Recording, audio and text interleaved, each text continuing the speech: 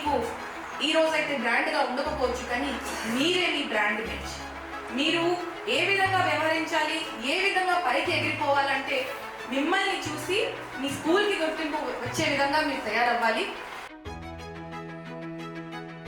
కృష్ణ పాణిశెట్టి గారు bright child foundation అనే ఒక సంస్థ స్టార్ట్ చేసి కంప్యూటర్స్ డొనేట్ చేస్తాము.